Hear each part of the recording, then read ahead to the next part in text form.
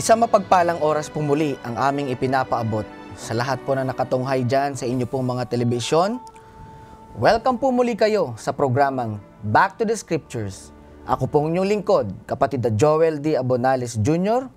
At ako po naman ang inyong kapatid, Brother Ronald Obidos. Samahan niyo po kami sa loob ng isang oras na pag-aaral ng salita ng Diyos. Atin pong tatalakayin sa mga oras na ito ang may kinalaman po sa persona ng banal na Espiritu. Kung siya ba ay Diyos, kung siya ba ay kapangyarihan lamang, titiyakin po natin sa pamamagitan ng pag-aaral ng salita ng Diyos na ang banal na Espiritu ay isa sa persona ng Trinity at siya ay Diyos. Ngunit bago po tayo pumalaot, tayo pong lahat ay manalangin. Mapagpala po naming Panginoon, kami po ay lumalapit sa inyo sa mga oras na ito. Nagtatalaga ng aming mga sarili sa amin pong pag-aaral ng inyong salita. Bigyan niyo po kami ng karunungan, bigyan niyo po kami ng kaalaman, dalhin niyo po kaming lahat sa liwanag ng katotohanan. At umaasa po kami na patatawarin niyo po kami sa aming pagkukulang at pagkakasala sapagkat hinihiling po namin lahat alang-alang sa pangalan ng Panginoong Yesus. Amen. Amen. Karamihan din po ngayon sa mga naniniwala na ang banal na Espiritu ay kapangyarihan lamang, hindi po sa Diyos. Na ito ay sinusuportahan ng paniniwalang semi-Arianism or Arianism na atin pong pinag-aaralan sa ating pong mga nakalipas na mga episodes. Tutungayan po natin sa pamamagitan ng pag-aaral ng banal na kasulatan kung ang pangatlong persona na ito ng banal na Espiritu, siya rin ba ay katulad din ng anak na Diyos. Kaya sa mga oras ito, Brother Ronald, ito ay napaka magandang talakayan kasi ang banal na Espiritu ay tinuturing lamang na kapangyarihan Or impluensya. Or impluensya. Or representative lang na daw ng Diyos at ito ay isang active force. Kumbaga siya ay inutusan lamang para gawin yung mga bagay-bagay. Pero ano ba ang sinasabi ng banal na kasulatan? Kasi sabi nila, yung Trinity daw, hindi naman mababasa yan sa Biblia. Yung mga persona na yung banal na Espiritu ay kapangyarihan lamang. Ano ba ang tinutukoy ng Biblia tungkol sa mga bagay na ito? Yan po ay mga kapatid, mga kaibigan, kapatid na Joel, ay ginagamit natin yung tinatawag na word na Trinity, hindi dahil nabasa natin ito sa Bible. Yan po ay masasabi natin na term of convenience para sa ganon ay madali natin maipaliwanag kung ano ang summary ng belief about the Godhead, that there is one God in three persons. Kesa sabihin mo tuwing ipapaliwanag ang Trinity na there is one God in three persons, ay mas conveniente na gamitin yung word na Trinity. But it doesn't mean it is written and can be read in the Bible word for word. Meron naman ang nagpapalagay na porque hindi nabasa sa Bible ng word for word, ay mali na. Hindi rin po natin pwedeng panghawakan yung kapatid na Joel sapagkat marami po tayong ginagamit na term sa pag-aaral ng Bible na wala sa Bible pero tinatanggap natin. For example na lang, yung salitang Bible. Wala tayong mababasa sa loob mismo ng Biblia na word na Bible. At wala tayong rin mababasa na sinasabi sa loob ng mga talata ng Biblia na ang Biblia ay salita ng Diyos. Ngayon, dahil ba sa wala tayong mabasang word na Bible sa mga talata ng Biblia, ay hindi na tayo maniniwala sa Bible? Of course, hindi natin tatanggapin yon. So, yung Trinity, bagaman hindi ginagamit sa Biblia, yung kanyang konsepto mababasa sa Bible. There is one God in three persons. For example, Matthew 28:19. No? Ang sabi ng Panginoon, go therefore and make disciples unto all the nation and baptizing them in the name of the Father, Son, and Holy Spirit. So, meron tatlo doon, yung Father, Son, and Holy Spirit. Pero yung term na iisa sila, meron din dong binabanggit sa pamamagitan ng salitang name, baptizing them in the name. Mapapansin natin, ito ay singular form. Kaya, pag sinabing baptizing them in the name, isa lang yung pangalan ng tatlo. So, there is one God in three persons. Kung sinabi sana ng talata, baptizing them in the names of the Father, Son, and Holy Spirit, pwedeng tayong sabihin nila, tama yung sabihin nila na tatlo ang ating Diyos. Pero the fact na isa lang ang pangalan na kumakatawan doon sa tatlo, ay andun po yung konsepto ng Trinity. Ganon din sa Holy Spirit. No? Meron na mga nagtatanong sa atin na kini-question tayo na wala daw batayan sa Biblia. Yung ating paniniwala na ang Trinity o yung Holy Spirit particularly ay isang persona at isang Diyos. Ang hindi nila nalalaman ay ang pagre-reveal ng doktrina ng Trinity, particularly ng pagka-Diyos ng Holy Spirit, ay through revelation, yung tinatawag natin progressive revelation. At sinasang-ayon na naman po ng Bible yung tinatawag na progressive revelation, Brother Joel. Yan ay mababasa natin dito sa Roma 16, 25 at 26.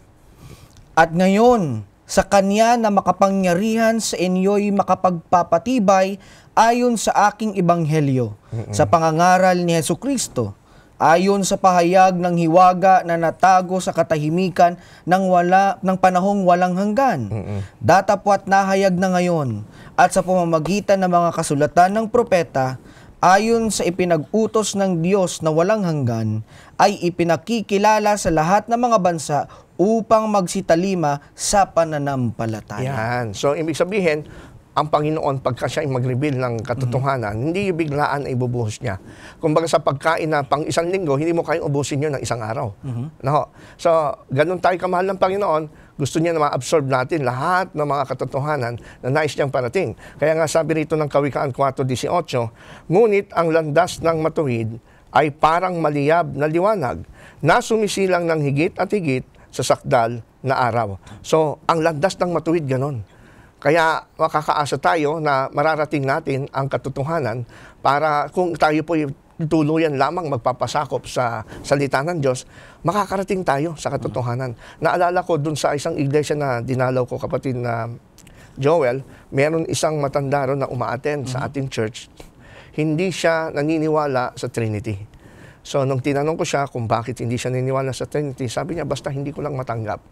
Kaya nung ang sabi ko sa kanya, wag ho kayong mag-alala, mahal kayo ng Panginoon, maaaring hindi nyo siya naintindihan ngayon, ipagpatuloy nyo lang ang paglago ng inyong pananampalataya. Later on, mauunawaan nyo yan. At sa aking case, dati ako'y anti-Trinitarian, kalaban ko ang Trinity. Pinapakipagdebate ko at pinagdidikdikan na ito'y sa paganismo, ito'y minana lang natin sa kinagis ng pananampalataya. Pero eventually, no, sa awa ng Panginoon, ito ay na-absorb ko at ngayon ay naipapaliwanag ko na sa ating mga kapatid. Kaya nga yung pag-aaral nitong Trinity na ito, kagaya ng binabanggit natin ng mga una, kinakailangan dito yung may pagpapakumbaba. Higit sa lahat yung liwanag na binanggit natin kanina, darating talaga yan sa isang tao na binanggit mo, dati anti-Trinitarian ka, pero tinanggap mo ang Trinity at naniniwala ako mga Brother Ronald at mga minamahal na mga kapatid, na kung kayo po ay hindi naniniwala sa Trinity at di po ninyo matanggap, darating din po ang panahon na mauunawaan nyo po ito, kagaya po nito, kaya po namin inaaral, at sa patuloy nyo din pong pag-aaral, makikita po ninyo na gagabayan kayo ng Panginoon sa kanila po mga pag-aaral. Dumating din po ako sa point na kapatid na Joel, na nung hinayaan ko lang mismo ang mga talata ng Biblia, ang basahin ko, at magpaliwanag sa akin ng doktrina tungkol sa Diyos, wala po ako nakita na ibang explanation or sistema ng theology na makapagpapaliwanag sa revelation ng Bible. Hindi po yung modalism, hindi po yung tinatawag nating henotheism, yung hierarchy of God. Walang ibang nakapagpapaliwanag dito, walang iba kundi itong Trinity. Kasi nabasa ko sa Bible, ang Diyos iisa. Tapos may mababasa rin ako sa Bible na yung Father is God, Jesus is God, Holy Spirit is God. And then, ang Diyos iisa. So, paano mo ngayon naman i-reconcile yun? Eh parang tatlong Diyos lumalabas, pero sabi rin ng kasulatan, isa ang Diyos. So, anong explanation sa Biblia at sa relihiyon ang magpapaliwanag doon? Kaya doon ako dumating sa point na talagang the doctrine of the Trinity is a revelation from above. Hindi the revelation from below. Na ang gagawin na lang po natin, i-accept natin kung ano nire-reveal nito. And the only and the best explanation is the doctrine of the Trinity, that there is one God in three persons. Ulitin ko, ang one God in three persons, hindi ho contradiction yan. It is not against reason. It is beyond reason. Iba kasi pag beyond reason. Maraming doctrine sa Bible na beyond reasons, kagaya ng incarnation of Christ, paano siya na ipanganak bilang tao, nanay lang naman niya si Maria, walang tatay. That is beyond reason. But sa point of view ng banal na kasulatan, this is reasonable. All we have to do is not to question at kailangan pa natin hintayin na ipaliwanag ito ng siyensya. All we have to do is to accept it kahit na parang hindi natin siya ma-fully grasp. Kaya nga dito, binabanggit na natin itong sa doktrina ng Trinity. Kasama dito yung persona ng banal na Espiritu. Yan. Sa Old Testament, hindi ganon kaliwanag yung pagiging persona nito ng banal na Espiritu. Totoo. Pero sa New Testament, yung anak, ipinaliwanag yung kanyang pagiging Diyos. Maraming sulat yung mga New Testament writers natin. Pero titinan din natin sa New Testament, ilang mga talata na nagpapatunay din ng pagiging Diyos ng banal na Espiritu. Meron bang kaganapan sa banal na kasulatan na nagpapakita na ang banal na Espiritu ay Diyos din, kagaya ng anak? Meron, napakarami, Brother Joel. Kung paano tinanggap ng mga unang apostol at mga alagad sa bagong tipan ang pagiging Diyos ni Kristo. Una kasi, siyempre, alam natin, monotheistic religion sila. Isa lang ang Diyos na kilala na. The God of Israel, no? Deuteronomy 6:4, yung Shema ng Israel, na nire-recite nila yan twice a day. Na there is only, the Lord is one. Hear, O Israel, no? Yahweh is one. Now, later on, si Jesus nakikita nila sa kanyang mga activities na parang hindi siya tao, siya ay Diyos, bumubuhay ng patay, nakokontrol niya yung mga weather, yung mga bagyo. So, later on, naintindihan nila na yung Diyos pala nilang kinikilala sa Old Testament, yun pala si Jesus Christ, nagkatawang tao. Kaya walang conflict, hindi sila nag-isip na dalawa lang Diyos. Yung Diyos ng Old Testament at Diyos na si Jesus Christ, hindi nila matatanggap yun. But since they are monotheistic, na-realize nila, yung palang Diyos na kinikilala natin sa Old Testament, ito palang ngayon nagkatawang tao si Jesus Christ. Kaya isa pa rin yung Diyos. Oo. Now, pagdating sa Holy Spirit, maraming witness. Unang-una siguro i-describe natin yung personality ng Holy Spirit. Kasi ang sabi ng ilan, ang Holy Spirit ay hindi person. Sa mga tweed siya, isa lamang influence. Isa lamang siyang parang hangin na walang buhay. Okay. Ngayon, maraming points tayong pag-uusapan. Halimbawa, anong katiyakan natin sa Bible na siya ay hindi lamang impersonal force o siya ay hindi isang tinatawag na hangin o puwersa? Halimbawa, dito sa Mateo 28:19 na ating binasa kanina, kapatid na Joel, maganda ay basahin natin ito para maintindihan natin yung ating unang punto. Dahil dito magsayaon nga kayo at gawin ninyo mga alagad ang lahat ng mga bansa na sila'y inyong bautismuhan sa pangalan ng Ama at ng Anak at ng Espiritu Santo. Yan. Kung mapapansin po ninyo, mga kaibigan, sa binasa nating talata, ang utos ni Kristo, bautismuhan ang mga alagad sa pangalan ng Ama, Anak, at Espiritu Santo. Yung mong word na pangalan, yan po ay ginagamit sa Bible para tumukoy sa karakter ng Diyos. Para din siya tumukoy sa kapangyarihan o authority. So, kumbaga, nung sabihin ni Kristo, bautismuhan ang bawat isa sa pangalan ng Ama, Anak, at Espiritu Santo. Yung pangalan doon, kumbaga, ay pwede nating i-example yung, minsan, di ba, ginagamit ng ating mga authority. Dinadakip kita sa ngalan ng batas. Di ba? Hindi mo pwedeng itanong, teka, ano muna ang pangalan ng batas? Hindi mo pwede itanong yon. The name, sa ngalan ng batas, ibig sabihin, authority. So, ibig sabihin, yung pagbanggit sa Ama, Anak, Espiritu Santo, magiging blasphemy sa Holy Spirit at sa Panginoon kung siya ituturing mo lang na isang impersonal force. Kasi bakit? Biruin mo, ibabautismo mo yung isang alagad sa kapangyarihan ng Ama, authority ng Ama, authority ng Anak, authority ng Espiritu Santo. So, pag sinabi mo Espiritu Santo, isa lamang hangin, para mo nang sinabing, binabautismohan kita sa authority ng Ama, Anak, at ng hangin. Ang hangin, oh. So, ipinapantay mo yung hangin sa authority ng Ama at ng Anak. Hindi ba parang blasphemy yun at pagwalang galang sa dalawang personang Ama at Anak? So, magkakaroon po ng problema kung ganon ang ating kaisipan. Na ang banal na Espiritu hindi isang persona, hindi isang Diyos. Pero kung susundin natin ang doktrina ng Biblia na ang Espiritu Santo ay persona at Diyos, may sense na ipantay siya, equal with the authority of the Father, Son, and Holy Spirit. Diba? Kaya nga po, sa bagay niyan, makikita natin, katibayan ng Biblia na ang Espiritu Santo po ay isang personal being. Kasi yung ina-associate siya. Ina-associate siya doon sa mga persona. Kagaya nga nitong formula ng baptism, naka-associate yung Holy Spirit with the Father and the Son with equal authority because of the name. Ibig sabihin, hindi siya mas mababa doon sa authority ng Hindi. father and son. Hindi. Magkakapareho sila at nabanggit mo nga yung parang he performs personal Yes. activity in association with Yeah, other palagi siyang person. ina-associate sa person.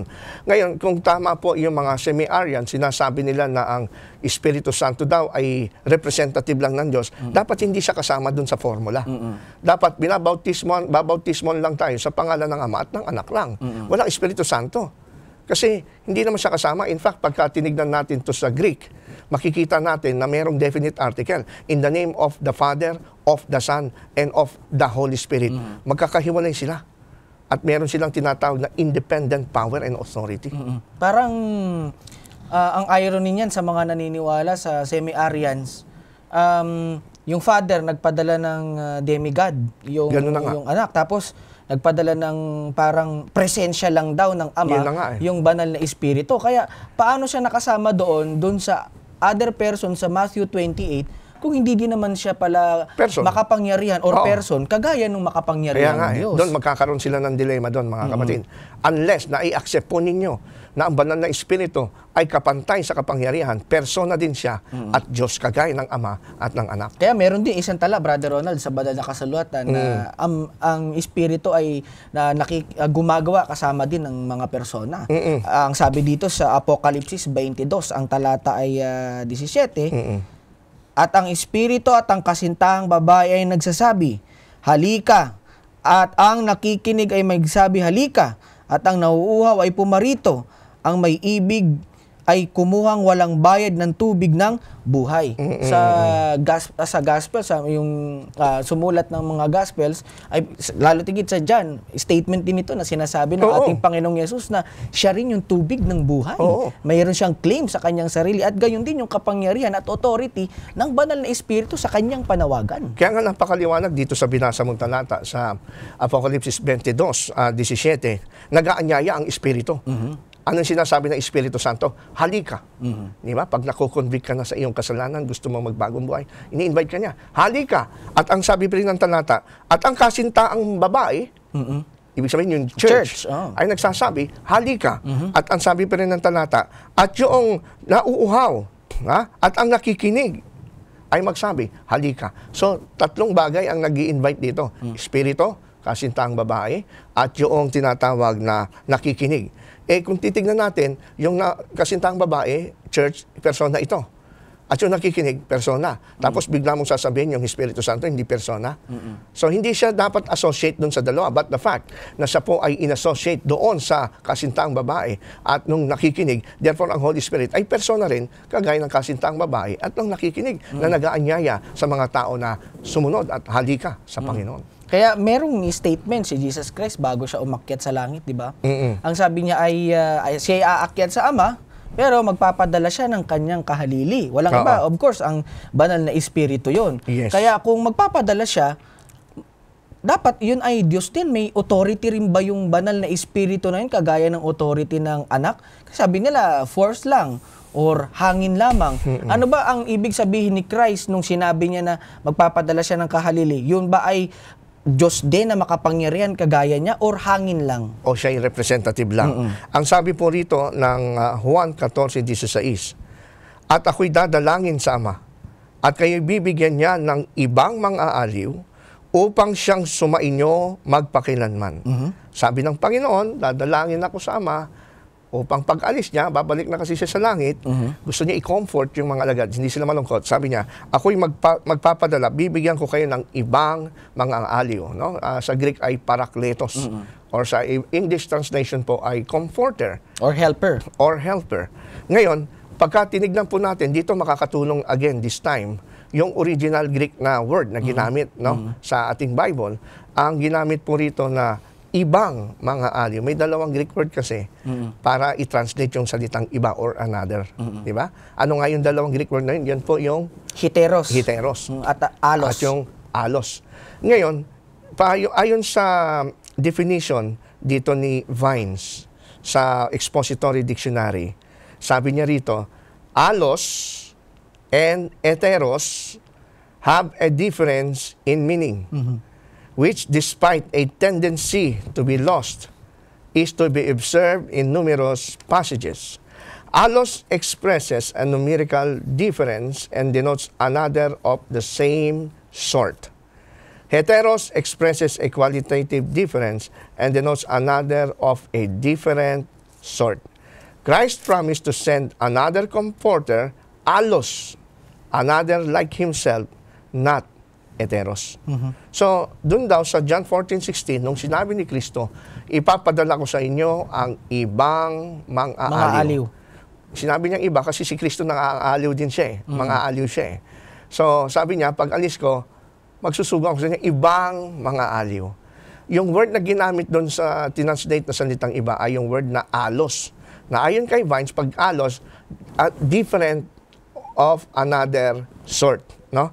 Ibig sabihin nito, another of the same sort pala. Yun ang sabi doon sa Vines. Another of the same sort. Ibang being, ibang-iba siyang persona, kumbaga, pero pareho ng nature. Another of the same sort. Hindi ginamit doon yung isang Greek word na heteros. Hindi yun ang ginamit. Na ang ibig sabihin ng heteros ay another of different sort. No? So, maaring anghel yun. Pero hindi niya kapareho ng nature created. Pero ang ginamit ng Panginoon ay allos, another of the same sort. So, nagsusugo siya ng Espiritu Santo na mga aliw, pero same ng nature. Hindi pwedeng alos ang gamitin kung ang Holy Spirit ay isa lamang puwersa o isa lamang hangin. Kasi hindi na another of same sort yon. Dapat heteros ang ginamit. I think yung heteros, isang beses lang siya ginamit, especially I think sa John chapter 19. Pero yung allos, pag nagre-refer siya tungkol sa dun sa parakleto, sa comforter o helper, ang inire-refer nun yung banal na espiritu na kagaya siya ng essence sa anak, nature at yung being. Ibig sabihin, Diyos din pala itong banal na espiritu na ipinadala ng mga aliw dahil sa pagkagamit ng Greek word na allos. Another of the same kind, hindi yung heteros na another of a different kind. Kaya maliwanag po mga minamahal, dito po lang sa pag-word study natin ng mga talata, binabanggit po talaga na yung mga aliw na sinugo ng Panginoon, ang banal na espiritu ay Diyos. Kaya nga mga kaibigan, hindi po pwedeng i-claim ng sino mang tao, kahit siya pa ang pinakamataas na religious leader ng kanyang relihiyon o denomination na mag-claim na siya yung kahalili ni Kristo. No. Yung term na vicar of Christ, hindi pwedeng i-claim ng tao yan. The only vicar of Christ is the Holy Spirit. Siya yung alos, ibang mga aliw, ibig sabihin ay another of the same sort. Para ang isang religious leader ay mag-claim na siya ang vicar of Christ, dapat Diyos din siya. No? Dapat Diyos din siya. But the fact, hindi siya Diyos. Sadly, hindi siya bagay doon sa term na yon. Kaya makikita din natin na nung nabubuhay pang ating Panginoon, siya ang mga aliw din sa mga tao na binabanggit mo nga kanina na yung mga nalulungkot, yung mga matagal nang napoposes na masasamang spirito, binibigyan niya ng kaaliwan na mawalan sa kanila. Mula sa pagkabihag ni Satanas. Ano? At ganun nakikita din natin yung ministeryo ng banal na espiritu, kagaya ng pagkasugo ng Diyos din. Na Panginoong Yesus, na pagkasugo niya sa banal na espiritu, ito mga ginagawa nila, yung dinabanggit natin kanina, gumagawa sila bilang mga persona. Para nagkakalakip sila ng ginagawa nila para sa kapakanan ng lahat ng mga tao na ililigtas nila. Kaya dito makikita po natin at napakaliwanag na ang ginagampanang bahagi ng banal na espiritu ay sa Diyos din, kagaya ng bahagi na ginawa ng ating Panginoong Yesus. Kaya hindi ang Holy Spirit ay sa puntong ito naliwanagan natin, siya ay laging ina-associate sa mga taong nagsasalita, sa mga taong nakikinig, at sa mga taong nagdi-decide. In fact, may babasahin pa tayo isang talata dito sa Gawa 15:28. Ang sabi po ay ganito, sapagkat minagaling ng Espiritu Santo at namin na huwag kayong atangan ng lalong mabigat na pasanin maliban sa mga bagay na ito na kinakailangan. Ito po yung pasya ng mga apostol nung sa Jerusalem Council sa Acts 15. Sabi nila, minagaling ng Espiritu at namin. Nagkaisa sila na magpasya kung ano lamang ang ilalaan nila para sa mga Gentil. So hindi pwedeng maging hangin o impersonal force ang Spirit dahil hindi nakakapagpasya ang Espiritu Santo kung ganon. But the fact na siya ay nagpapasya ay ibig sabihin siya po ay isang persona. Kaya dito, meron din binabanggit, Brother Ronald, sa John chapter 14 to 16 daw. Ayan. Parang may nasira yata na rule sa Greek ng pagkagamit. Sa grammar. Kasi Kahit saan grammar, oh, actually. di ba, yung spirit daw, dapat ang ginagamit dyan ay neuter. It.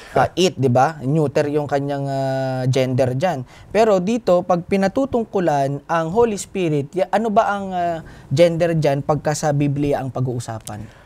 Pagka ating pag-uusapan ang gender, ay dapat ay hindi siya ginagamitan ng personal masculine pronoun na he. Ang sabi nga dito ng dalawang magiting na scholar, si Leon Morris at si J.I. Packer, ito yung mga kilalang mga magagaling na scholar. Ito ay ipinoint out ng ating Adventist din scholar na si Woodrow Whedon sa kanyang aklat na Trinity. Sabi niya, we should observe that while the word is spirit in Greek is pneuma, is in the neuter gender in Greek. The personal pronoun ekeinos, that one or he, clearly used to refer to the neuter spirit, is in the masculine gender. It is this grammatical fact that has led the majority of translators to render the other personal pronouns called for in these passages as he rather than it or that one. So, ito'y hindi natin dapat pagdudahan. Napaka-reliable ng ating mga sources at standard talaga ito sa Greek na kapag ka ikaw ay ang subject mo ay lalaki, ay kailangan yung verb and the following ay masculine, yung pronoun. Pero ang sinasabi mo nga kanina na parang na-break ata yung rules, parang may mali ata sa gender ng Bible dahil usually pagka ginagamit yung salitang spirit sa Bible, ang spirit mo ay neuter gender. Hindi mo pwedeng gamitan ng he or she.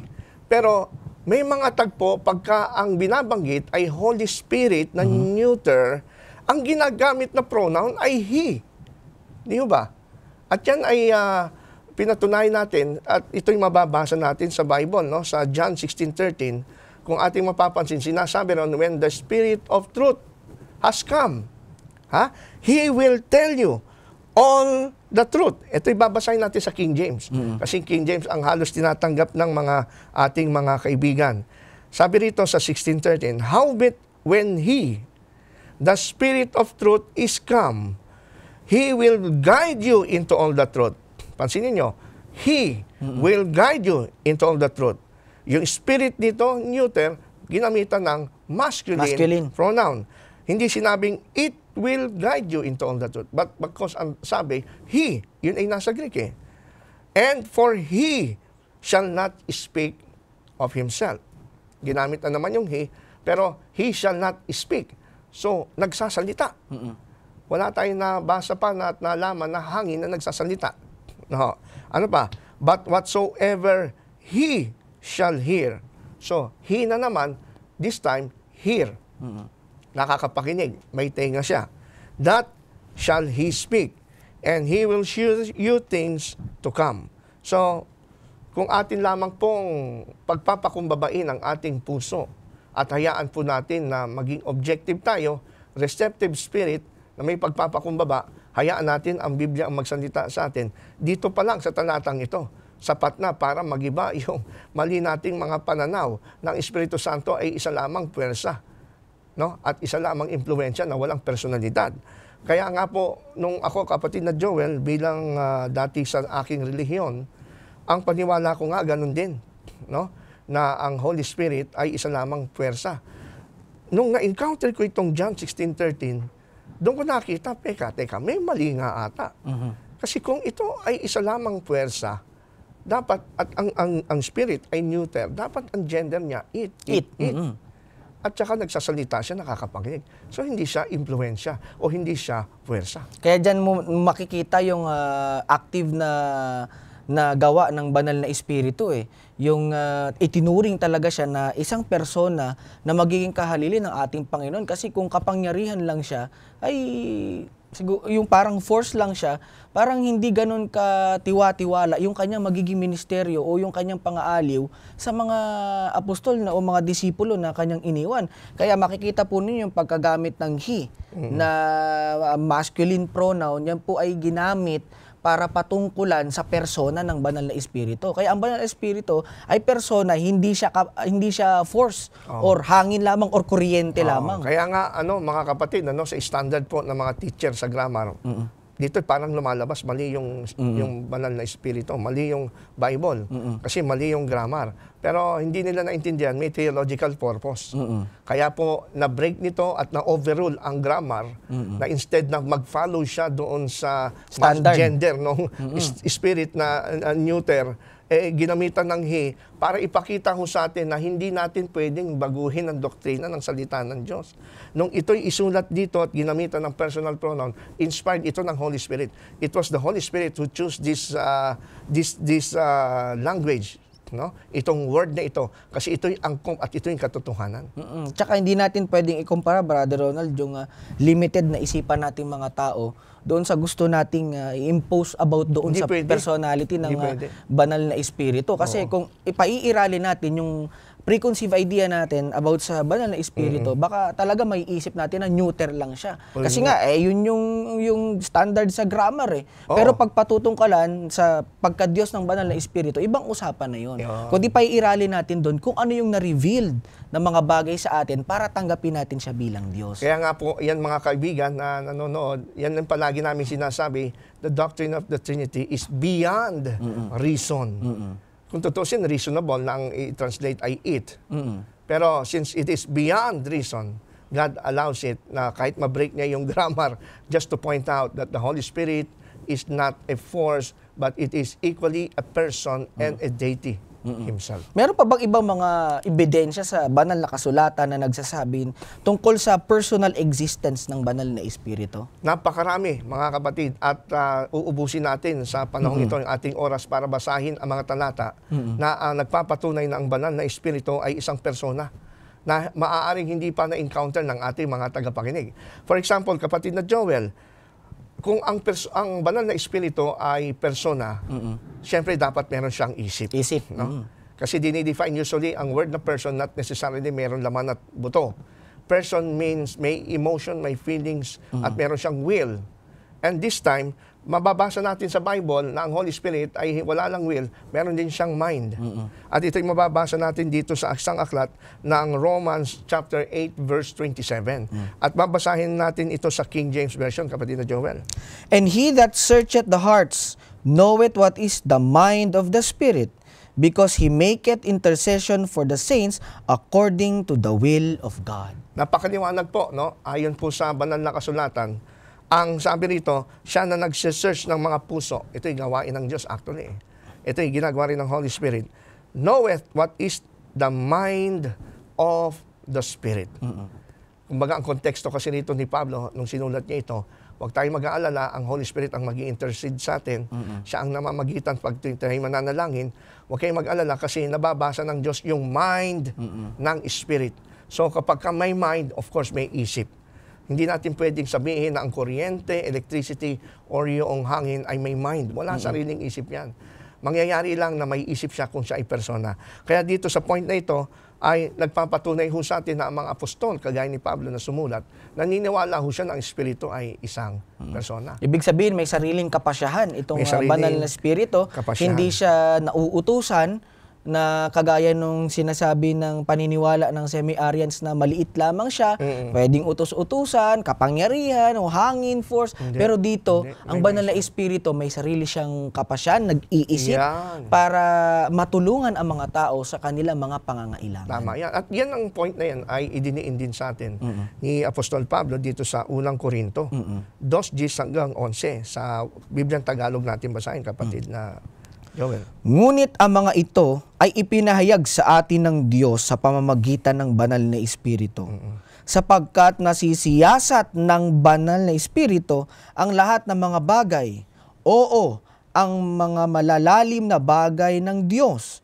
Sapagkat sino sa mga tao ang nakakakilala ng mga bagay ng tao, kundi ang espiritu ng tao nasa Kanya. Gayon din naman ang mga bagay ng Diyos ay hindi nakikilala ng sinuman maliban na ng Espiritu ng Diyos. Ito, magandang illustration ito.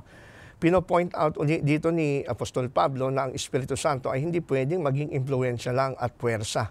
Kasi maganda yung sinabi niya rito na talagang ang banal na Espiritu sinisiyasat niya yung mga bagay ng Diyos. Hindi ka pwedeng magsiyasat ng mga bagay ng Diyos kung hindi ka Diyos. Correct. Di ba? Kaya nga, idiniin ito ni Pablo sa pamamagitan ng paghahalimbawa sa tao. Sabi niya, yung mga bagay pang tao ay nasisiyasat yan kundi sa pamamagitan ng espiritu ng tao. So, yung espiritu ng tao, nasisiyasat yung mga bagay ng tao. So, ang makakasiyasat po sa mga bagay ng tao, walang iba kundi espiritu ng tao. So, sa gayon din, sabi ni Pablo, gayon din naman yung mga bagay ng Diyos, hindi nakikilala ng sino man, maliban ng espiritu ng Diyos. Merong kasabihan na, it takes one to know one. So, how can you know the spirit of man if kundi sa pamamagitan ng espiritu ng tao?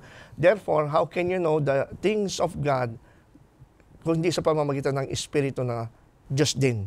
Kasi it takes one to know one. Diyos din siya, kailangan maging Diyos din siya para maunawaan niya yung mga bagay ng Diyos. Kaya nga mahirap alamin minsan. Halimbawa tayo, Brother Ronald, mahirap alamin kung ano yung nasa isip mo, ano yung ginagawa mo, pareho namang tayong tao.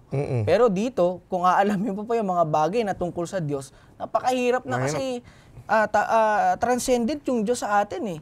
Talagang makapangyarihan siya sa lahat. Ang tanging makakaalam lamang ng iniisip ng Diyos, kundi yung Diyos din. Yeah. Ang banal na Espiritu. Espiritu yung Diyos. Diba? Kagaya ng binasa natin, ang Diyos din. Kaya ang Holy Spirit ay may credential na maging Diyos. No, meron siyang credential na maging Diyos. Binabanggit din po sa atin ang banal na kasulatan na bukod sa siya ay merong isip. Kung meron siyang isip, meron siyang will. O yung tinatawag na freedom, will, or choice. Ito yung mababasa naman natin, mga kapatid, sa 1 Corinto 12:11. At ito yung babasahin natin, kapatid na Joel, sa Tagalog.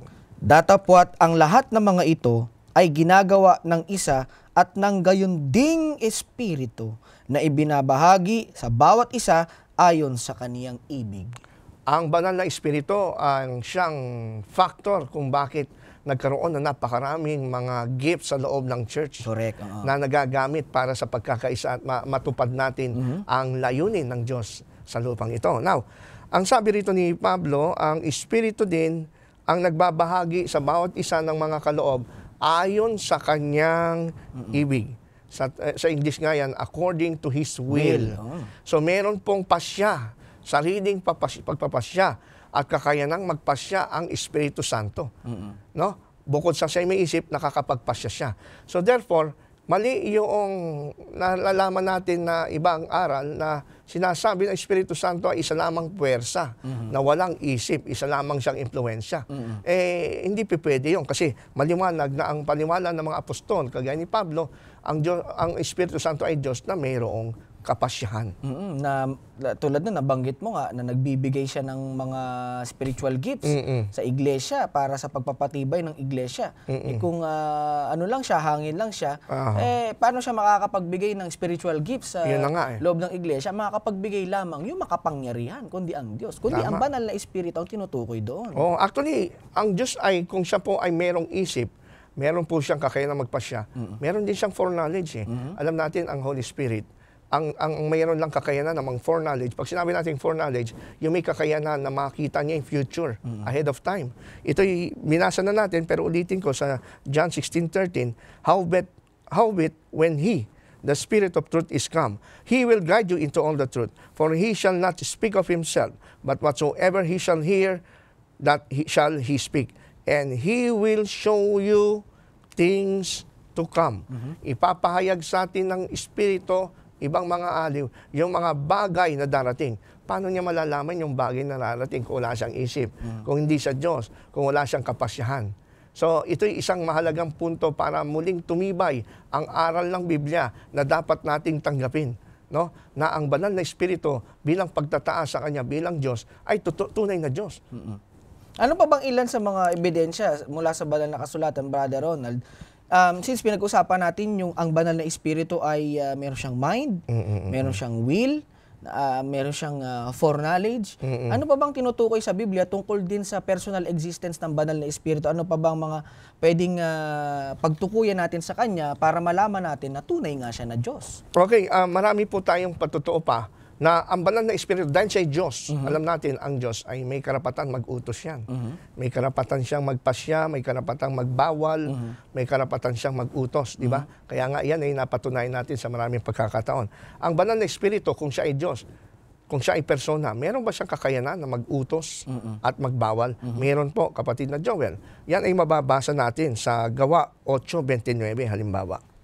At sinabi kay Felipe ng Espiritu, lumapit ka at makisama sa karong ito. Ito yung tagpo, no? Nung si Felipe ay nakita niya yung lalaking bating nagbabasa ng aklat ni Isaias. Si Felipe ay isinugo ng Espiritu Santo. Maganda yung malinaw yung sinasabi ng talata, mga kapatid. Sabi rito, sinabi na kay Felipe ng Espiritu, inutusan si Felipe ng Espiritu Santo. Anong utos ng Espiritu Santo kay Felipe? Lumapit ka sa karo. So kung ito'y hangin, hindi susundin ito ni Felipe. Wala siyang maririnig na tinig. Wala siyang maririnig na salita. Wala siyang gagawin. Baka sipol lang yun. Baka hindi pa mabautismohan yung eunuch, di ba? Pero dahil siya ay persona, narinig niya mismo audibly yung tinig ng Espiritu Santo, lumapit ka. Kaya siya lumapit. Hinabol nga niya yung karwahe at sumakay siya doon para maipaliwanag yung magbuting balita doon sa eunuch. So napakaliwanag po mga minamahal na ang banal na espiritu ay pinatutungkulan talaga na Diyos din. Meron siyang pag-iisip, meron siyang will, meron siyang desire, meron po siyang pagpapasya ng kanyang sarili, yung pagbibigay ng command o pagbabawal sa mga tao para hadlangan sila sa mga bagay na ginagawa nila na hindi dapat gawin. Meron dyan sa account sa Acts, di ba? Napaka-active ng banal na espiritu dyan sa ministeryo ng ating mga disciples ng Panginoon kung paano gumagawa ang banal na espiritu para maingatan sila at madala sila sa tamang pananaw tungkol sa ministeryo, Brother Ronald. At actually, sa Gawa 11:12, ito naman yung tagpo ng banal na espiritu tungkol sa karanasan ni Pedro nung pakitaan siya ng pangitain ng Panginoon. Ay maganda, basahin natin itong Gawa 11:12. At iniutos sa akin ng Espiritu na ako'y sumama sa kanila at huwag magtanggi.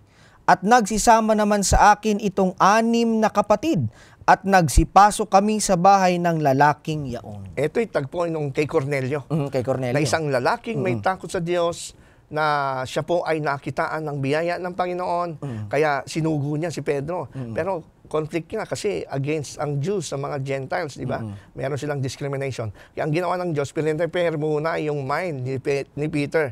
Nagpakita siya ng vision sa Acts 10, di ba? Yung mga iba't ibang mga karumal-dumal na hayop, pinakitaan siya at ito'y hinapak. Hindi niya maunawaan until na naunawaan niya na ito pala tumutukoy sa itong mga visions niya ito sa mga hintil na hindi na dapat itangi sa pakikinig ng Ebanghelyo. Ang mga hintil ay open na rin sa kanila ang pangangaral ng kaligtasan. Kaya, ang sabi dito sa binasa mo, at inutos sa akin ng Espiritu na ako'y sumama sa kanila, huwag magtangi. Sino nag-utos? Espiritu Santo. So, meron siyang kakayanang mag-utos. Ngayon, kung ito'y hangin o pwersa, siguro hindi niya napuntahan si Cornelio. No? So, ang laki ng nagagawa at factor ng function ng Holy Spirit pagdating sa kaligtasan. Binubulungan niya yung mga apostol, sinasabihan, inuutusan. Lumapit ka sa tao yon, lumapit ka sa kalulong yon. Kaya makikita natin na parang pagpapababa sa karangalan ng banal na espiritu, yung sasabihin na siya'y puwersa lang o hangin, parang binabaliwala natin yung kanyang malaking papel na ginagampanan sa pagtawag ng kaluluwa. Kaya dito parang nagbibigay din ito ng hudyat na ang banal na espiritu ay nagbibigay ng instruction. Kasi dito binigyan ng instruction si Pedro na wag niyang ibahin yung kanilang mga sarili doon sa mga hintil na ito yung tamang pananaw tungkol sa pagtanggap sa kanila dahil iisa na kayo kay Kristo. Kumbaga, ang banal na espiritu ay nagbibigay ng pagkakaisa sa lahat ng mga nilalang ng ating Panginoon. Malaki ang papel na ginagampanan din ng banal na espiritu bilang persona doon sa pagsusugo ng mga propeta. Kasi siya ang nag-i-inspired sa mga prophets, di ba? Para siya isugo kung saan sila dapat dalhin. Ito'y mababasa natin sa Gawa 13, 2 hanggang 4. At nang sila'y nagsipaglingkod sa Panginoon at nangag-aayuno ay sinabi ng Espiritu Santo, ibukod ninyo sa akin si Bernabe at si Saulo sa gawaing itinawag ko sa kanila. Sila nga palibhasa ay sinugo ng Espiritu Santo ay nagsilusong sa Seleucia at buhat dooy nangaglayag hanggang sa Chipre. Yan. So, ito'y isang magandang halimbawa sa atin, mga kapatid, mga kaibigan. Maliwanag, sinasabi ng talata na ang Espiritu Santo, sabi niya mismo, ibukod niyo sa akin. Ha? Ibukod ninyo sa akin. Yung pagkagamit ng personal pronoun na akin, ito'y salita ng mga persona eh. Hindi ito impersonal kasi ginamit niya yung akin. So meron siyang personality ng sarili. Ibukod ninyo sa akin si Bernabe at si Saulo sa gawaing itinawag ko sa kanila. Ginamit na naman yung ko. So persona ito na may will na tinawag ko sa kanila. Sila nga'y palibhasa, sinugo ng Espiritu Santo. So nagsusugo ang Espiritu Santo kagaya ng Diyos. Kaya ganun din ang banal na Espiritu, Brother Ronald, ay nag-a-appoint Yan, para isa pa rin yan. sa gawaing ministeryo ng kaniyang mga lingkod. Dito po binabanggit sa gawa 16, 6 hanggang 7. At nang kanilang matahak ang lupain ng Phrygia at Galatia, ay pinagbawalan sila ng Espiritu na saysayin ang salita sa Asya. At nang sila'y magsidating sa tapat ng misa, ay pinagsikapan nilang magsipasok sa Bitinia at hindi sila tinulutan ng Espiritu Santo. Kumbaga, may pagbabawal din dito, may command, may pag-a-appoint sa kanila ang tamang bagay na gagawin nila. Pinagbawalan ng Espiritu Santo na pumunta sa lugar kasi hindi pa sila prepared para doon. So, paano kung ito ay isang impluensya o pwersa lang? Siguro, walang magbabawal sa kanila, magtutuloy-tuloy sila doon sa pupuntahan nila. Pero dito natin makikita ang kapangyarihan ng banal na Espiritu sa bagay nito. At pagdating sa tinatawag nating pag-a-appoint ng banal na Espiritu, mababasa natin sa Gawa 20:28. Ang sabi ganito, ingatan ninyo ang inyong sarili at ang buong kawan na sa kanila'y ginawa kayo ng Espiritu Santo na mga obispo, upang pakanin ninyo ang iglesia ng Panginoon na binilinan ng kanyang sariling dugo. So, kita nyo mga kapatid, mga kaibigan, sino po ang nag-a-appoint ng mga obispo, mga pastor at mga elder sa iglesia? Ang maliwanag ng sabi ng talata, ginawa kayo ng Espiritu Santo na mga obispo. Paano niya gagawin yun kung siya isa lamang force at kung isa lamang hangin? Di ba? Di walang magiging elder, walang magiging pastor. So napakalaki ng papel na mawawala. Kapag ka atin pong pinanatili ang paniniwala na ang banal na Espiritu ay isa lamang pwersa, natutuwa si Satanas. Bakit kamo? Kasi yun ang sisira sa iglesia eh. Correct. Masisira dahil napakalaki ng papel na ginagampanan ng Holy Spirit. And remember, the Bible says, Satan is waging war against his church. At wag natin entertain yun. That is deception actually. Yung ganyang paniniwala. Isa rin sa katunayan, Brother Ronald, na ang banal na Espiritu ay Diyos din o isang persona.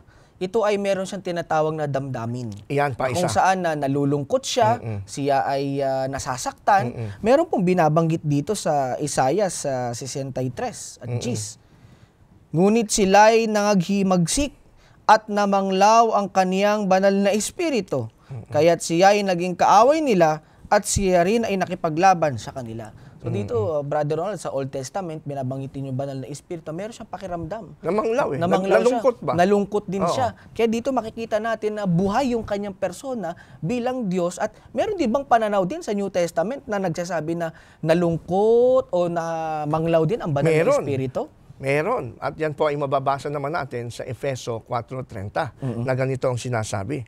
At huwag ninyong pighatiin ang Espiritu Santo ng Diyos na sa Kanya kayo tinatakan hanggang sa kaarawan ng pagkatubos. Huwag niyong pighatiin. Napipighati, nagigrieved ang Holy Spirit. So, saan ka nakakita? Ikaw ba nasubukan mo na ba na mag-grieve mo yung hangin? Hindi, ano? Hindi, wala siyang feelings eh. So, hindi naman siguro magbibigay ng ganitong babala ang Apostol Pablo kung hindi niya alam yung sinasabi niya. But since the Apostle Paul ay convinced na ang Holy Spirit ay ni-revealed sa atin ngayon na siya pala ay part ng isang Diyos, Father, Son, and Holy Spirit, equal in authority with the Father, Son, and Holy Spirit. Kaya, napakadaling ipaliwanag itong mga bagay na ito if we will accept the doctrine of the Trinity. At ang banal na Espiritu din, Brother Ronald, katunayan na siya ay Diyos o persona, siya ay naiinsulto. Isa pa yan. Pagka gumagawa tayo ng bagay na labag sa kanyang kalooban, actually merong account yan sa Hebreo 10:29, ganito po ang sinasabi. Gaano kayang higpit ng parusa? Sa akala ninyo ang ihahatol na nauukol doon sa yumurak ng anak ng Diyos at umaring di banal sa dugo ng tipan na nagpapabanal sa Kanya at umalipusta sa espiritu ng biyaya. Kumbaga dito, may pagka-insulto din ang banal na espiritu kapag ating itinatakwil yung offer ng pagliligtas ng Kaligtasan. anak ng Diyos sa atin. Papel kasi, kapatid na Joel, ng Espiritu Santo na i-convict tayo Correct. sa ating mga kasalanan para magbalik loob sa Diyos. Amen. Kaya kung ito naman ay sa kabila na nararamdaman natin ang pagtawag ng banal na Espiritu sa ating puso, pero patuloy pa rin natin pinagtitigas ang ating puso, nagpapatuloy pa rin tayo sa kasalanan, binabanggit ni Kristo sa Marcos 3:29 na tayo po'y namumusong na sa Espiritu Santo. Ang sabi po dito, datapat sino mang magsalita ng kapusungan laban sa Espiritu Santo ay walang kapatawaran magpakilanman. Ang sinasabing kapusungan, ito yung blasphemy. Blasphemy. We cannot blaspheme yung hangin, yung wind. You cannot blaspheme it. You can only blaspheme God. Yung term na blasphemy, both from Old and New Testament, ay iniuugnay po yan sa kasalanan natin sa Diyos. Hindi kasalanan sa hangin o anumang bagay na walang puwersa o puwersa lang. No? So, blasphemy against the Holy Spirit ay nagpapatunay pa rin na siya ay persona at Diyos. May binabanggit din si Apostol Pablo, Brother Ronald, tungkol dyan sa blasphemy na yan, na pag ginawa natin yan, ay labag yan sa kalooban ng banal na espiritu. Kaya ang sabi niya dito sa Roma 15, ang talata ay 30. Ngayoy ipinamamanhi ko sa inyo, mga kapatid, alang-alang sa Panginoon nating Jesucristo at sa pag-ibig ng Espiritu, na kayo'y magsipagsikap na kasama ko kayo sa pananalangin sa Diyos patungkol sa akin. Kaya dito makikita natin, Brother Ronald, na talagang mayroong pakiramdam din ang banal na Kasi Espiritu. sabi nga ni Pablo, pag-ibig ng Espiritu. Umiibig din yung Espiritu sabi sa 1 John 4:8, ang Diyos ay pag-ibig. At ang Espiritu ay umiibig.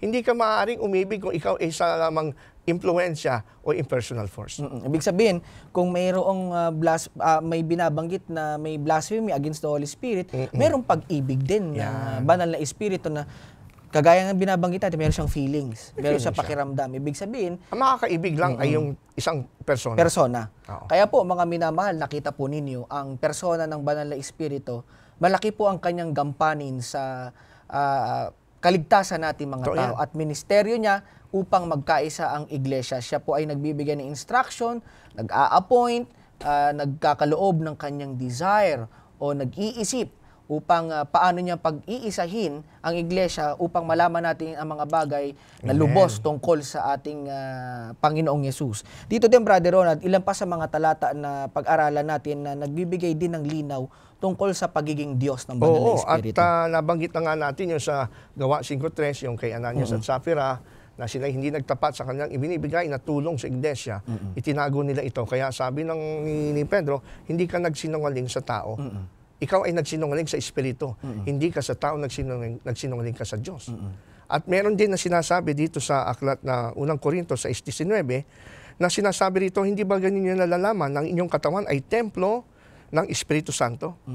So we are the temple of the Holy Spirit. Tapos sa isang banda, sa unang Korinto 3:16, hindi ba ganyan nalalaman na kayo templo ng Diyos?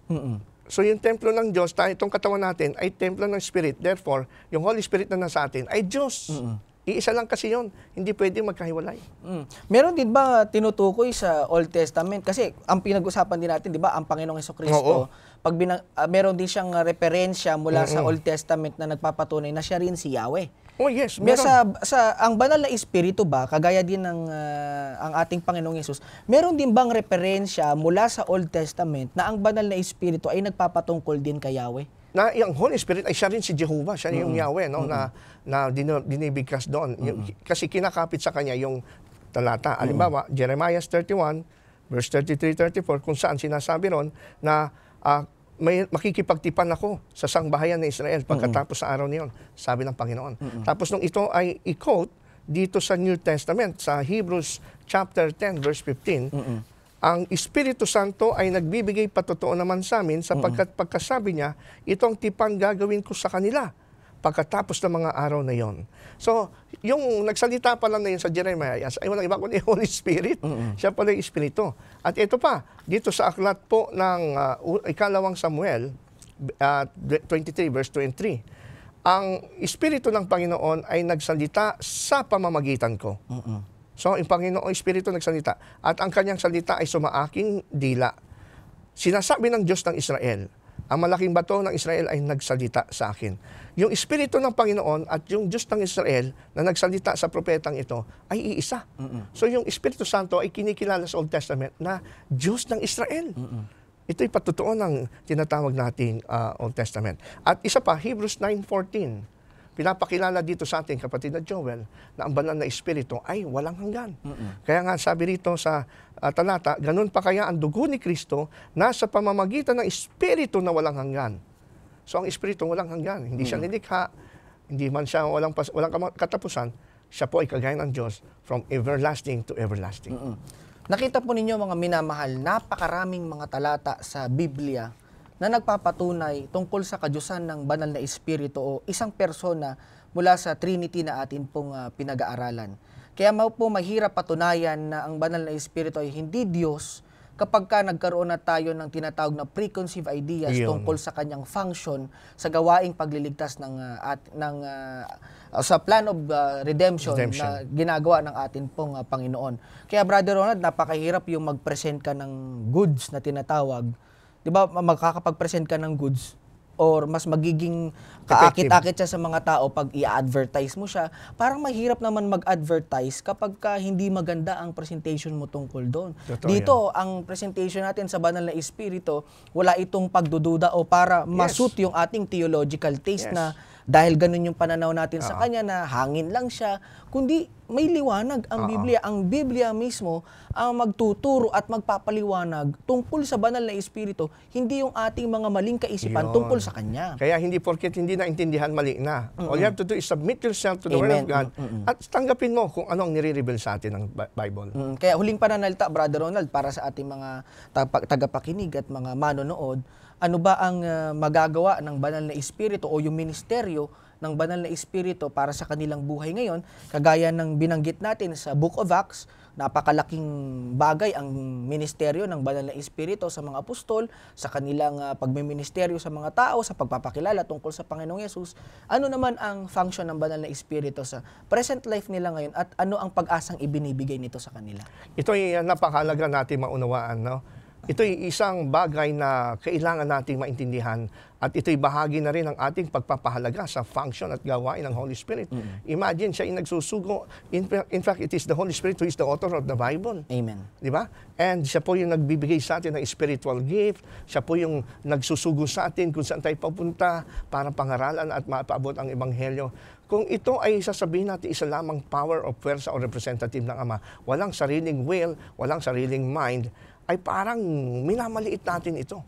Minamaliit natin yung kanyang gawain na alam natin ang function niya ay nasa ganung napakataas na office, no? Kaya makakalaban natin ang Espiritu. Imbis na tayo ay magpasakop sa Diyos, nakakalaban natin siya sa diwa na yon. So, hindi natin napupuri ang Panginoon. Remember, the Bible says, love God with all your heart, with all your mind, with all your soul. Kaya po kung kayo po ay nalulungkot sa inyong buhay ngayon, kung kayo po ay napipighati, huwag po kayong mag-alala sapagkat active ang ministeryo ng banal na Espiritu po sa inyo. Kung nararamdaman po ninyo parang kayo nalalayo sa Diyos at parang kayo nagkakasala, ang banal na Espiritu po ang nagko-convict po sa inyo. Amen. Hindi po siya hangin, kundi siya ay tunay na Diyos upang magampanan ang gawaing pagliligtas sa mga nagkasala sa ating Panginoon. Samahan niyo po kami sa susunod na mga pag-aaral po natin. At patuloy niyo po nating pakinggan ang sinasabi ng banal na kasulatan tungkol sa kadyusan na atin pong pinag-aaralan. Pangungunahan tayo ni Brother Ronald sa isang panalangin. Maraming salamat, Panginoon, sa pribilehiyong makapaglingkod sa inyo. Maipakilala sa mga taong katotohanan tungkol sa function and work and personality of the Holy Spirit. Nawa maitaas nito lalo ang inyong kadakilanan, inyong pangalan, sa pangalan ni Jesus. Amen. Samahan niyo po muli kami sa panibagong pag-aaral sa susunod na episode. Atin pong pag-uusapan na may kinalaman sa pananaw ni Ellen White tungkol sa persona ng banal na Espiritu. Ang kapayapaan nawa ang sumaating lahat.